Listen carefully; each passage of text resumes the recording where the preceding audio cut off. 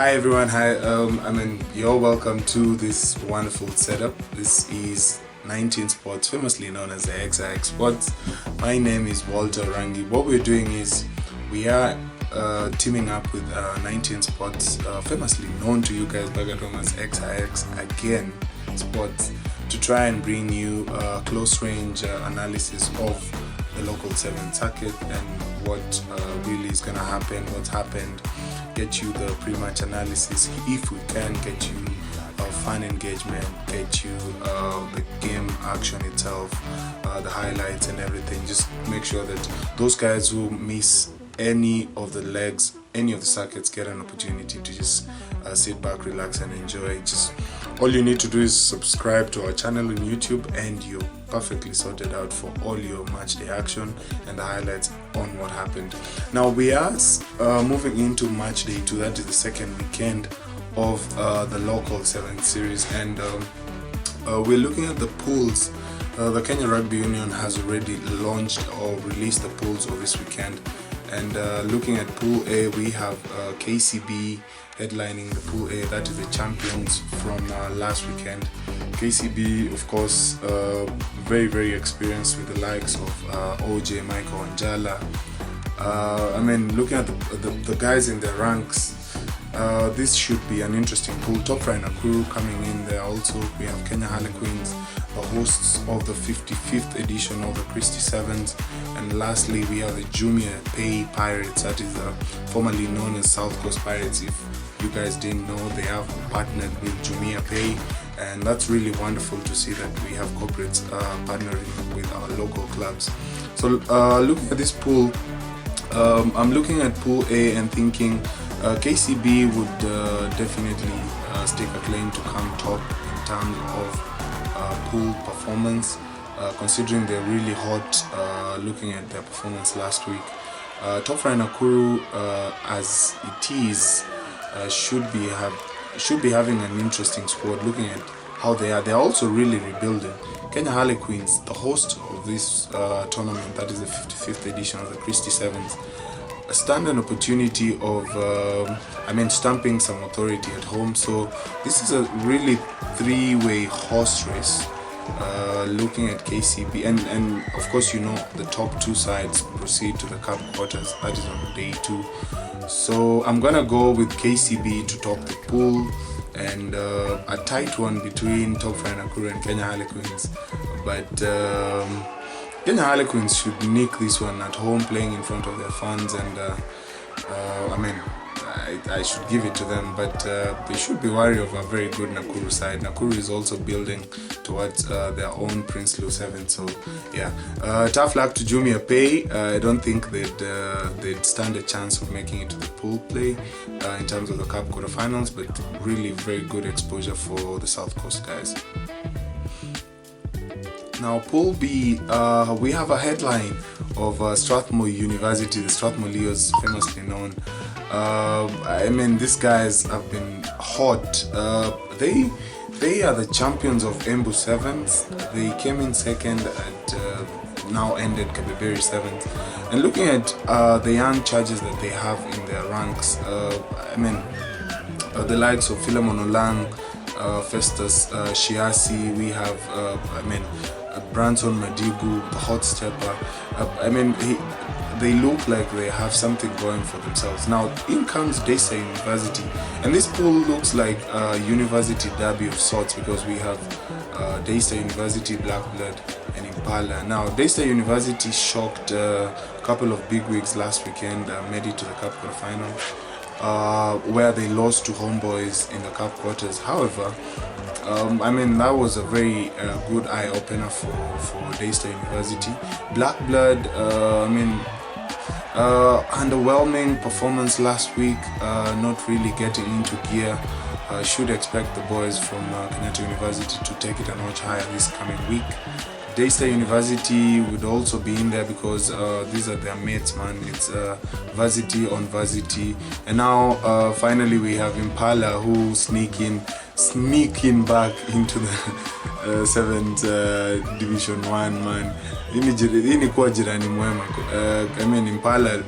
Impala were relegated last week, and this is an opportunity for the Ngong Road side to at least, stake a claim. They're not done and dusted, and I wouldn't be surprised if Impala pulled something in this pool, considering the university sides will be eyeing each other, and then maybe Impala watapita katikati yao, or chances are the varsity sides could really beat Impala and really finish Impala. So look out for that specific pool.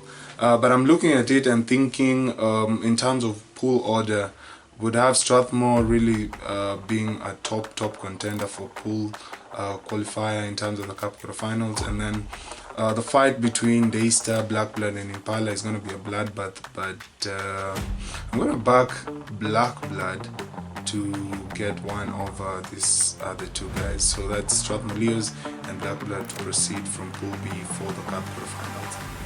Now Pool C, we have another hot side, that is the Menengai Oilers.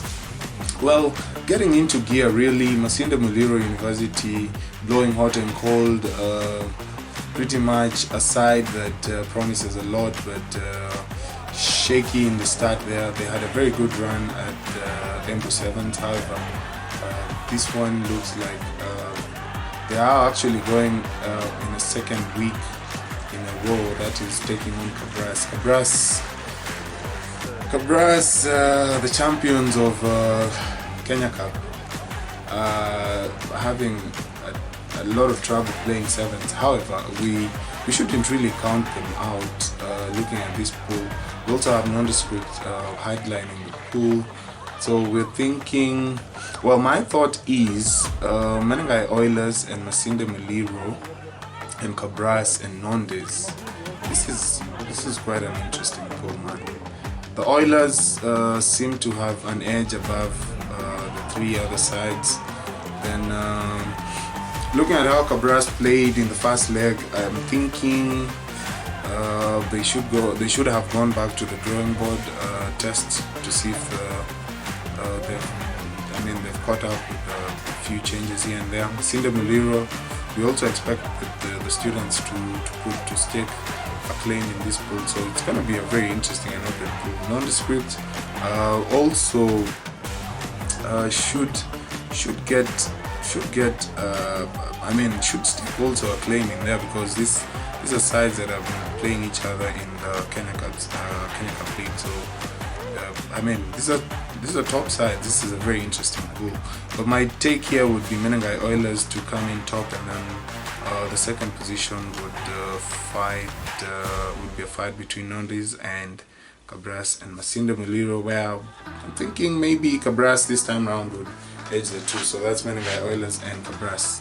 Now Pool D, we have Homeboys RFC coming up against Mwamba, Western Bulls and Catholic Monks.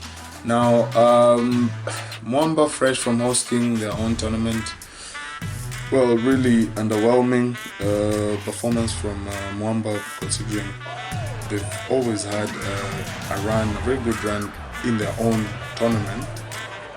I'm looking at Homeboys and thinking maybe they have something going. Mwamba also is not a bad side. Mwamba is just that maybe the results are not going their way. Western Bulls, an old shade of the Bulls, then Quer. Now Catholic Monks have just been promoted from the Division 2. They won the George Mwangi Kabeberi Memorial Sevens Division 2 title. Then they get promoted to Christie Sevens. Quer would come on, this pool looks like a Mwamba Homeboys affair. Western Bulls and Catholic Monks would look like they'd settle for third and fourth. So yeah, guys, that has been the pool analysis from our end. We can also get your opinion. Get down to the comment section. Let us know what you think about our videos. What would you love to see? What would you love to hear from us? What are your opinions about the pool plays, and who do you see winning the 55th edition of the Christie Sevens? We are gonna be on ground just to get your feedbacks. gonna be doing lots and lots of interviews and interactions, fun interactions, coach interviews, match day game, video replays and all that. So you stick it here. All you need to do is subscribe to our channel, and also make sure that you share this content so that your friends and family back at home can also enjoy what you get to enjoy on YouTube. Click on that subscribe button and we'll be friends for life, man. Thank you so much. Catch you in another edition of this wonderful show, which is the Circuit Show, and we're going to talk about sevens. This is